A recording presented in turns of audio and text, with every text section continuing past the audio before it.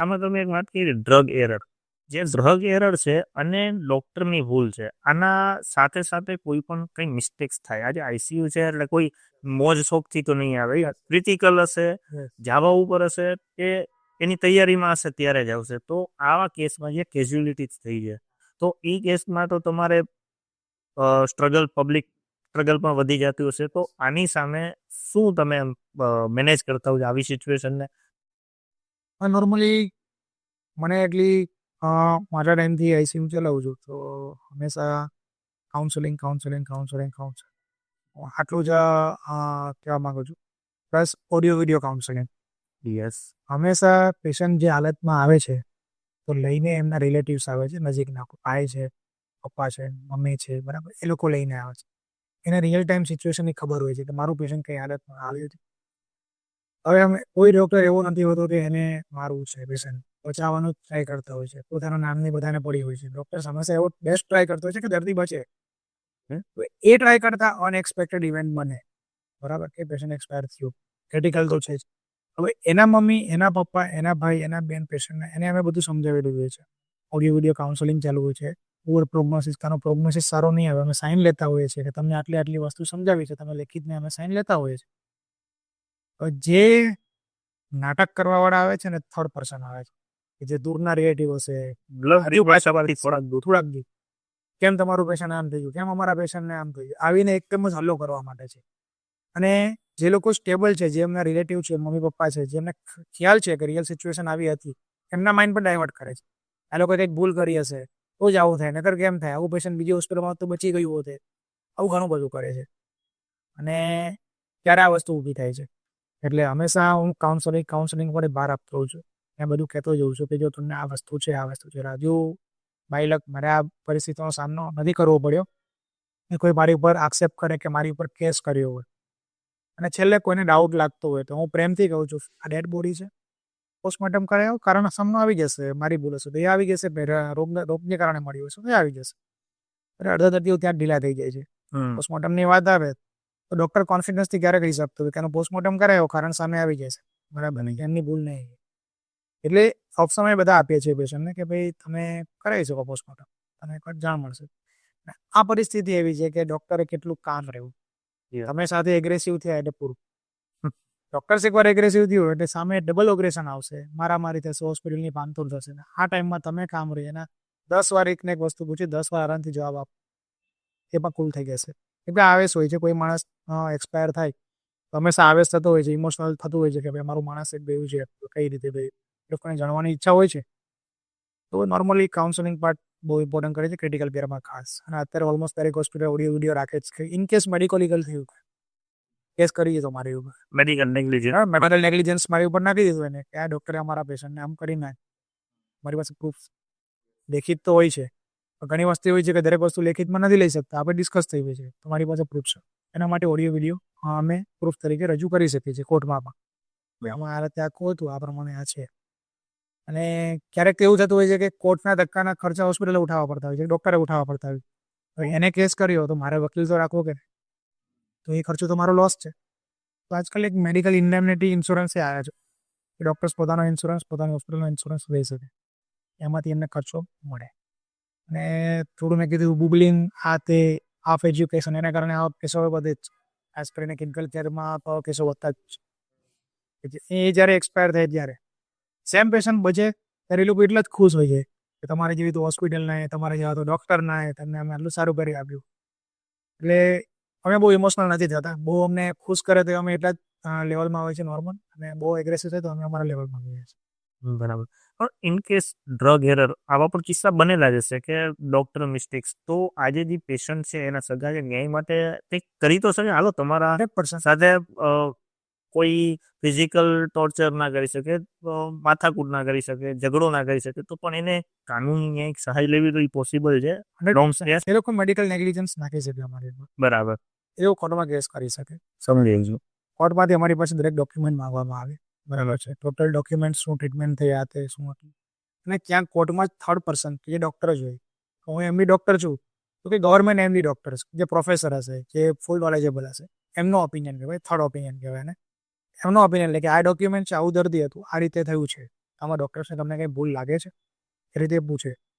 અને દર્દીના સગા હંમેશા કમ્પન્સેશન માગતા હોય છે, બરાબર. એટલે એક જોવા જઈએ તો પૈસા માગતા હોય છે કે અમારું પેશન્ટ તો ગયું, અમને હવે 25 લાખ રૂપિયાનો અમને પેશન્ટ કમાતું હતું, જે પણ હતું વોટ એવર, કે 25 લાખ રૂપિયા 50 લાખ રૂપિયાનો અમને કમ્પન્સેશન આપો, કે હોસ્પિટલની ભૂલ છે.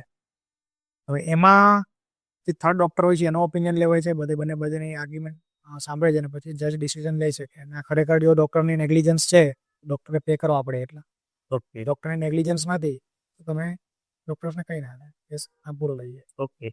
હવે અત્યારની જે જનરેશન છે, જેમ કે મને સાંભળાય છે કે મારા પપ્પા અને મારા મમ્મી અને મારા દાદા એ લોકોને લગભગ લાઈફ લોંગ એકે મેડિસિન નથી લેવી પડી. હા, બરાબર. અત્યારે મારી એજના મારા જુનિયર, મારા સિનિયર, એ લોકોને બધાને ડાયાબિટીસ, બીપી અને જે પણ જેનરિક મેડિસિન ચાલુ થઈ ગઈ છે, ખાસ કરીને ફર્ટિલિટીની, જે બહુ જેમ હાઈડ છે, જે બોલતા નથી કે મારી લગ્નને 5 વર્ષ થઈ ગયા, બાળક નથી થતા, તો એના માટેની મેડિસિન. તો આ બધી વસ્તુ છે.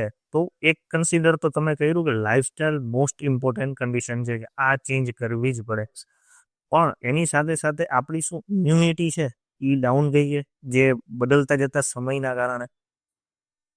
ઇમ્યુનિટીને એવું છે કે ઇમ્યુનિટી દરેક વ્યક્તિ નથી, પણ તમે એક જ ઘરમાં રહ્યો છો, તમે એક જ ફૂડ ખાઓ છો, તમારું કલ્ચર એક જ છે, છતાંય દરેક વ્યક્તિની ઇમ્યુનિટી અલગ અલગ હોઈ શકે. ઇમ્યુનિટી બે રીતે આવે, એક એક્ટિવ અને એક પેસિવ. નોર્મલી આપણે કહીએ, જેમ કે આપણે વેક્સિન આપીએ છીએ, બરાબર, તો વેક્સિન આપીએ છીએ, એમાં પેસિવ ઇમ્યુનિટી આવે. તમે સીધી જ ઇમ્યુનિટીનું ઇન્જેક્શન આપી દો છો, એન્ટીબોડી જેને કહીએ, એન્ટીબોડીનું ઇન્જેક્શન આપી દો છો, એટલે તમારા શરીરમાં એ તાકાત આવી ગઈ કે તમને એ રોગ થશે તો બહુ હળવો થશે, બહુ ભારે નહીં થાય. બીજું એક્ટિવ, કે તમારી અંદર એ બેક્ટેરિયા રાખે છે થોડા અર્ધમરેલી હાલતમાં, કે તમે રોગ નહીં કરે, તમે વેક્સિન સ્વરૂપે બેક્ટેરિયા આપે એટલે તમારું શરીર એને બહારનું પ્રતિ સમજીને એન્ટીબોડી બનાવવા માંગશે, ઇમ્યુનિટી તમારામાં આવી જશે. એટલે વેક્સિનેશન જે બાળકોમાં કમ્પલસરી થઈ ગયું છે, વેક્સિનેશન એક સારી વસ્તુ છે. ઇમ્યુનિટી ડેવલપ થાય છે બાળક ઓલ્ડ એજમાં. જેમ તમારું એજ જાય એમ ઇમ્યુનિટી ડાઉન થવામાં, તમારી જેમ 50, 60, 70 વર્ષ જાય એટલે તમારું બોડી બધી જ રીતે ડાઉન થવા માંડે, ઇમ્યુનિટી ડાઉન થવા માંડે. એ પણ વેક્સિન છે કે એડેપ્ટ લઈ શકે. જેમ કે તેને નિમોનિયા ઘડીએ થાય છે, અને બીજી પીવે છે, ફેફસા ખરાબ છે, તેના માટે વેક્સિન છે કે તમને નિમોનિયા કદાચ થશે તો એવો હેવી નહીં થાય કે દાખલ ના થવું પડે, દર વખતે ઓક્સિજન ઉપર ચડી ના જાઓ. મારી પાસે અમે લોકો ખાસ છીએ, અમને એવા દર્દીઓ આવશે, અમને ખ્યાલ નથી કે વ્યક્તિને શું બીમારી છે, અને એનું બ્લડ ને મારું બ્લડ ટચ થઈ ગયું કોઈ વસ્તુ ઇન્જેક્શન આપતા, આમ તેમ, તો એનો રોગ મને તરત આવી જશે, કેમ કે હેપેટાઇટિસ બી છે, ઝેરી કમરો. તો અમારે એની વેક્સિન અમે લોકો એ લીધી હોય છે. વેક્સિન અમે લઈએ, અમને કદાચ થાય તો એટલી માત્રામાં નહીં થાય. ઓકે. એટલે વેક્સિનેશનને લીધે ઇમ્યુનિટી આવે, સારી વસ્તુ. બીજું એક વાત કહું કે જેમ આપણે ચોખ્ખા થતા ગયા, સાદી ભાષામાં કહું તો, કે નાનું બાળક જન્મે એટલે હાથમાં મોજા પહેરાવી દે કે હાથ ખરાબ ન થાય, બરાબર, ધૂળમાં ના જવાય રમવા, એવું કહેવા માટે. એટલે જેટલું હાઇજીન આવતી ગયું ને, એટલી ઇમ્યુનિટી ડાઉન થતી ગઈ છે, ખાસ કરીને બાળકોમાં. એ એક કોન્સેપ્ટ છે કે એવા રોગો કે જે વેસ્ટર્ન વર્લ્ડમાં હતા, ઇન્ડિયામાં હતા નહીં, અને હવે ઇન્ડિયામાં થવા માંડ્યા છે. તેનું રીઝન શું? એમાં ઘણી વખત એવું જાણવા મળ્યું છે કે બાળકો ધૂળમાં રમે તો રમવા દો. ત્યારે એ જે જીવાણુ થોડા ઘણા પ્રમાણમાં ગયા છે, તો પોતાનું બોડી ઇમ્યુનિટી બનાવીને બોડી બનાવી દેશે એ ટાઈમે જ. પાછળથી ક્યારેક એ જીવાણુ હશે તો તકલીફ નહીં પડે.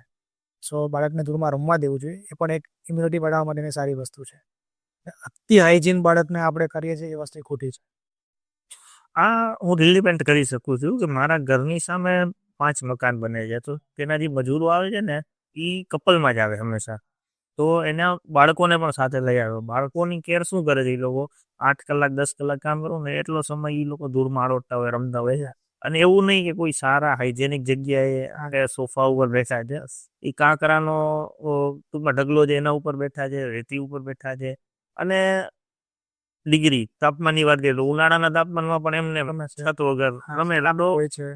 એટલે જ તું સમજી શકું છું કે એની ઇમ્યુનિટી આપણા બાળકો કરતા હાઈ 100%. પ્લસ એ લોકોમાં મજૂરની તમે જે વાત કરો છો, લેબરની, એની પણ વાત કરો, એ લોકો બ્રેસ્ટ ફીડિંગ ક્યારેય છોડાવતા નથી, બરાબર. નિયમ એવો છે કે 6 મહિના બાળકને જન્મ્યા પછી કોઈ વસ્તુ મોઢામાં આપવાની નથી, ઇવન પાણી પણ નહીં. 6 મહિના only and only breast feeding, બરાબર. મમ્મીનું દૂધ એના માટે અમૃત સમાન છે. અને મોટે ભાગે એજ્યુકેટેડ જેટલા પીપલ છે ને, તો 2 મહિના ના થાય ને તો પાણી છે, પેલું છે, પેલો પાવડર છે, પેલા વિટામિન છે, ટીપા ચાલુ કરી દઈને બ્રેસ્ટ ફીડિંગ છોડાવવાનું. મારું ફિગર બગડી જશે તો લેડીઝમાં અત્યારે કોન્સેપ્ટ છે કે બ્રેસ્ટ ફીડિંગ કરાવીશ તો મારું ફિગર બગડી જશે તો બ્રેસ્ટ ફીડિંગ નથી કરાવતા. એ લોકો 2 વર્ષ સુધી બ્રેસ્ટ ફીડિંગ કરાવે છે. 2 વર્ષ સુધી લેબર લોકો 2 વર્ષ સુધી બ્રેસ્ટ ફીડિંગ મેં ઘણા જોયા છે કે 1.5 વર્ષ 2 વર્ષ કોમન કરાવે છે. એમનું બાળક ચાલતું હશે, ફરતું હશે, મોઢામાં દાંત હશે તો ફીડિંગ કરતું હશે. રોટલી શાક ખાતા ખાતા પણ કરાવે છે.